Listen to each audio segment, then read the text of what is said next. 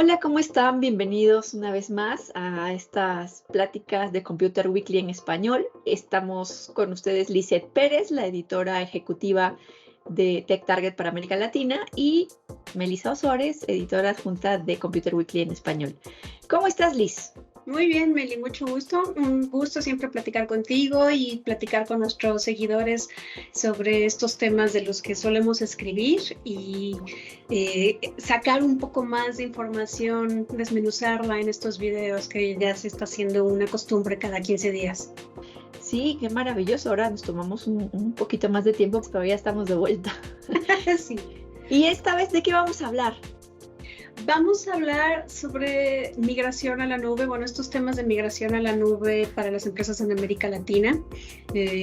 Creo que por ahí tenemos bastante carnita, algunas cifras, y bueno, hay que acotarlo, ¿no? No podemos hablar de todo lo que implica retos, desafíos, y pues en este sentido, ¿tú qué propones? ¿Qué ángulo le damos? Mira, yo creo que podemos hacer como un pequeño resumen de cuál es la situación actual. De hecho, tenemos los datos de un estudio que hizo nuestra unidad de inteligencia e investigación Enterprise Strategic Group, y creo que está muy interesante. O sea, de hecho, la investigación empieza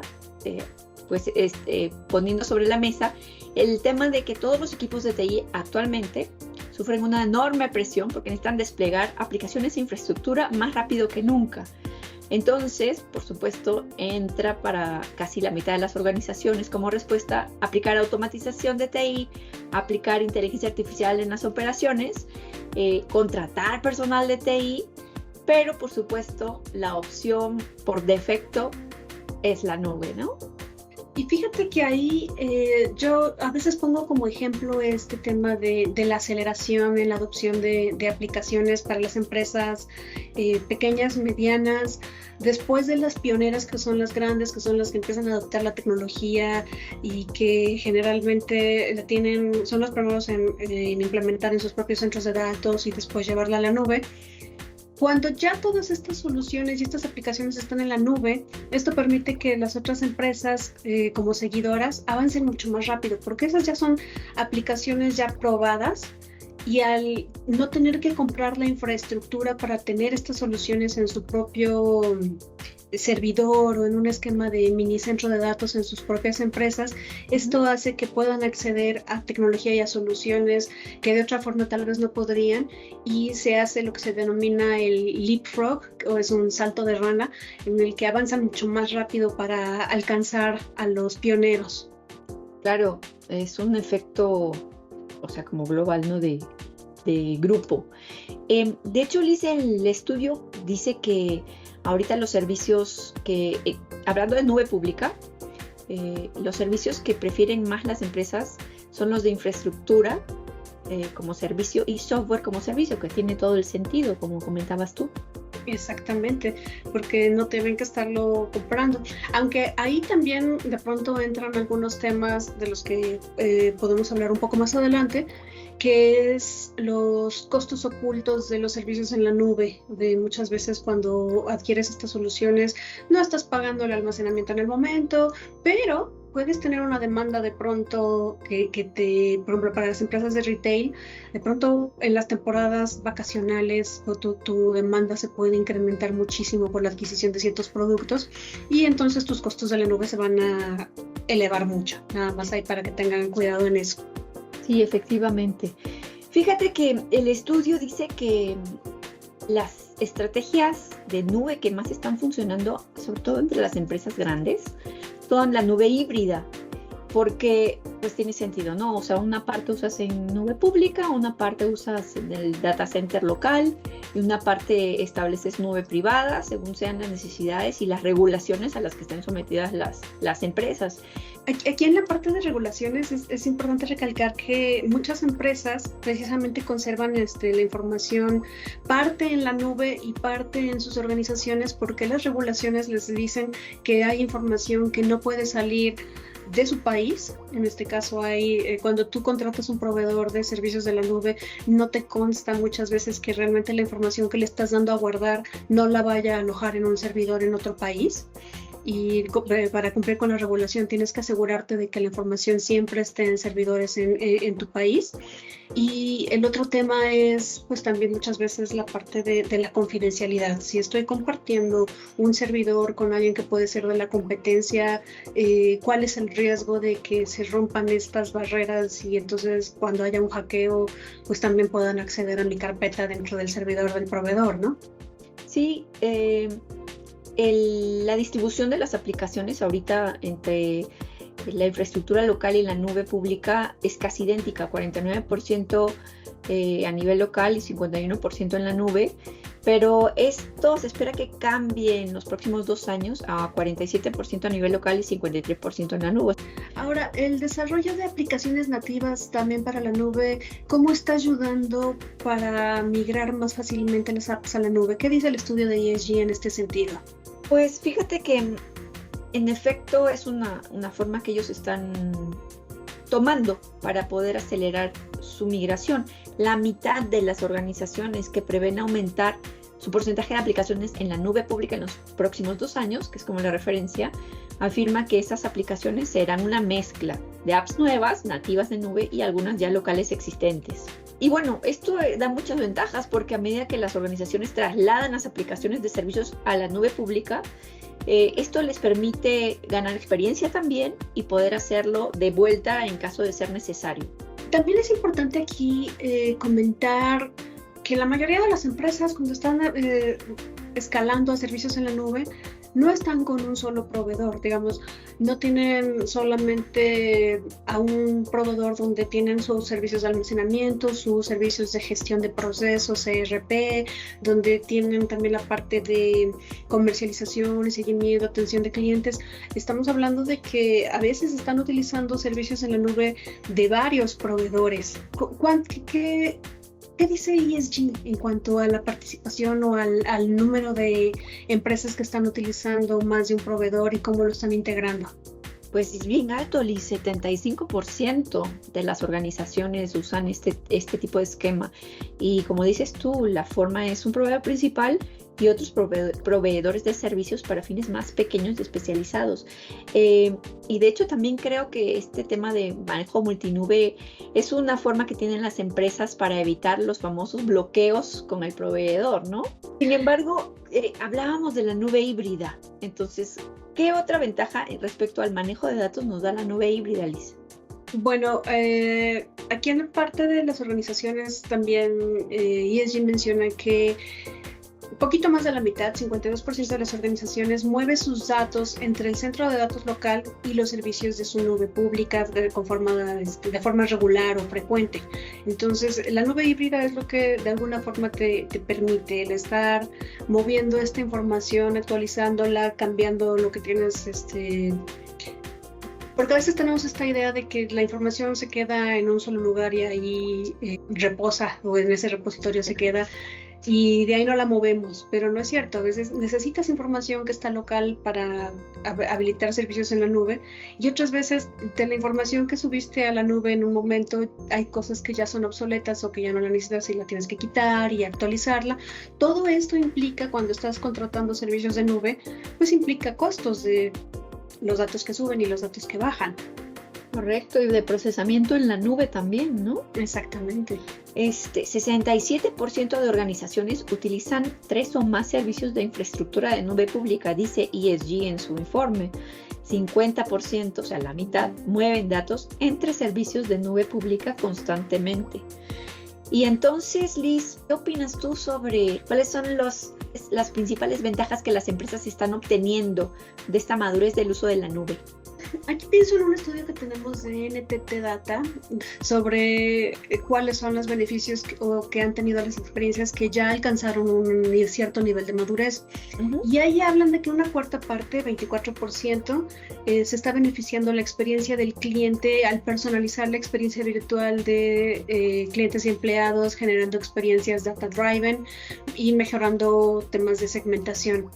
También un 17% de estas empresas que ya tienen una madurez en la nube tienen operaciones más eficientes porque pueden reducir tiempos de ejecución, costos de procesos. Otro 17% también ya están aprovechando la parte de analítica de datos con inteligencia artificial para mejorar cómo explotan su información. Y nuevamente otro 17% también están generando nuevos negocios a partir del diseño de sistemas, productos o soluciones que pueden hacer modulares, escalables y pueden configurarse de diversas formas. Me pareció muy interesante en ese informe que en México la prioridad de los proyectos de nube son las operaciones, casi un tercio, o sea, un poquito menos de un tercio, pero es muy alto y le siguen experiencia del cliente, como mencionabas, y luego la estrategia del dato que también mencionabas. Eso me parece muy interesante. O sea, lo primero que quieren hacer las empresas realmente es hacerse más eficientes ellas para poder atender mejor a sus usuarios y a sus empleados. Otro dato que también destaca, bastante interesante, es la parte de automatización. Al estarse yendo hacia la nube, lo que las empresas están buscando es automatizar sus procesos. Aquí habla de que un 65% de los respondientes dijeron que están utilizando servicios de gestión de tecnología de información, lo que llamamos en inglés de ITSM, para ayudar a estandarizar procesos de servicio, agilizar operaciones de TI al tiempo que automatizan su infraestructura. A esto le siguen también el uso de APIs con un 43%, bastante alto. Y también los sistemas de tickets o el helpdesk que conocemos con un 37%. Wow. Otro uso que se le da también a la parte de automatización en la nube es la parte de gestión de infraestructura, no como tal las soluciones de centros de datos, sino la gestión de infraestructura de centros de datos, de SIM, con un 43% bastante alto. Y también con un 35%, otro rubro que destaca es herramientas de infraestructura como código. Wow. Ya estamos hablando mucho de temas de gestión y de administración vía remota ahí. Sí, claro. Y me llama mucho la atención que ESG también dice que, o sea, creo que para todos nos ha quedado claro que es el momento de las APIs, ¿no? O sea, ahorita la principal forma de modernizar aplicaciones y de integrar sistemas que están empleando las empresas son las API. Y las organizaciones esperan usarlas aún más para agilizar sus operaciones, mejorando sus métricas de eficiencia y KPIs. De hecho, ESG afirma que el 70% afirma que las APIs son muy importantes en esta función y aplican muchos criterios para evaluar estas APIs como seguridad, estabilidad, facilidad de uso, autenticación y que tengan una hoja de ruta tecnológica. Ahora, todo esto que hemos estado hablando, hablamos de los beneficios, la parte de productividad y demás, pero yo creo que también tenemos que hablar de lo que luego los proveedores no hablan tanto. ¿Cuándo no es bueno que las empresas vayan a la nube y por qué? Bueno, aquí tenemos también información de que dicen que a veces cuando las empresas se apresuran a ir a la nube, trasladan aplicaciones locales que no son necesarias. O sea, es lo que te decía hace rato en este tema del uso de los espacios en la nube. A veces la información que se sube, las aplicaciones que están subiendo a la nube no son necesarias para estar en la nube, no las utilizan realmente los empleados o no están desarrolladas para ser usadas en la nube. Y esto implica que entonces los colaboradores no pueden utilizarlas bien, o estás pagando por un espacio en la nube para tener ahí alguna aplicación o un servicio o información que no estás utilizando y es un costo para tu empresa. Ese, digamos, que sería uno de los principales contras. Lo que pasa es que ese es, creo que el famoso lift and shift, que fue como la primera forma de migrar a la nube y era la más ineficiente de todas. Y te llevabas contigo como cuando te mudabas de casa y te llevabas todo sin hacer primero evaluación de qué cosas ya hasta tendrías que haber tirado. Y ya en la nueva casa es cuando dices, esto ya no me sirve, esto lo arreglo y todo. Entonces ya que estás en la nube, igual le pasa a las empresas, entonces ya dices, esto ya no va aquí, esto no lo necesito, me hace falta otra cosa para que se vea bien. Claro, pero en ese ejemplo, o sea, tuviste que pagar el traslado de todo eso que no te servía cuando pudiste haber hecho desde el principio una evaluación, determinar qué sí, qué no, y entonces ser mucho más eficiente. Cuando haces la mudanza de una forma programada y con tiempo, entonces haces esta depuración previa para no tener que llevarte lo que no vas a usar. Sí, Gartner dice que hay que considerar que la nube no es el lugar óptimo para cada aplicación, todas las cargas de trabajo y todos los conjuntos de datos. Creo que un enfoque más equilibrado tiene que considerar precisamente todo el tema del híbrido, ¿no? De considerar TI local, considerar colocación, otras opciones fuera de la nube para poder hacer un uso más eficiente de la nube y que pues efectivamente no se salga de control el tema de los costos. Y aquí, nuevamente, cuidar mucho qué aplicaciones heredadas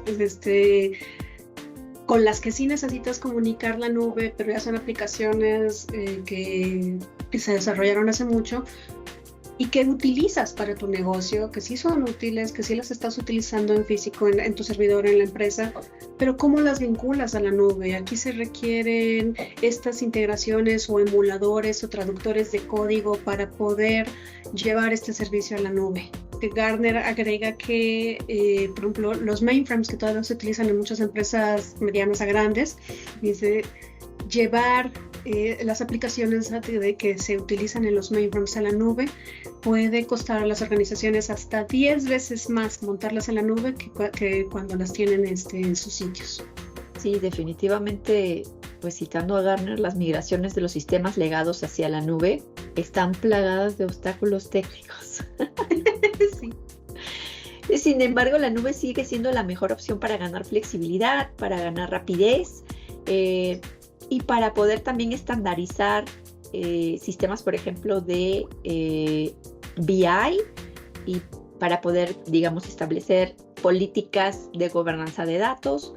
La nube siempre es una opción maravillosa, pero pues también tiene allí sus cosillas que considerar. ¿Sabes en qué otro rubro también está ayudando mucho las migraciones a la nube? En todo lo que es la reducción de brecha digital y la inclusión en la digitalización. Muchas empresas están ofreciendo servicios y llegando a otros nichos de clientes y de colaboradores a través de servicios que están colocando en la nube. Y ahí es donde hay que ver cuál es realmente el valor, por dónde te puedes colar para que entonces el uso de la tecnología de tu empresa pues no solamente sea con un tema de ROI, sino también de efecto social. Muy interesante, Liz. Efectivamente creo que no será la primera vez ni la última que estemos hablando de nube, pero creo que por ahora ha sido un resumen muy interesante. Como siempre, si tienen comentarios, nos quieren dejar alguna solicitud, lo pueden dejar en la parte de los comentarios de los videos o si no, buscarnos en nuestras redes sociales. Así es, los esperamos, síganos en todas las redes sociales, estamos en YouTube, estamos en TikTok, en Instagram, Facebook, en Twitter con canales para Computer Weekly en español y Computer Weekly Brasil y en LinkedIn también con páginas para ambos sitios. Y no se olviden de visitar nuestro sitio www.computerweekly.com/ES. Pues un placer como siempre, Liz, muchas gracias. Igualmente, Meli, un besote. Nos vemos. Bye.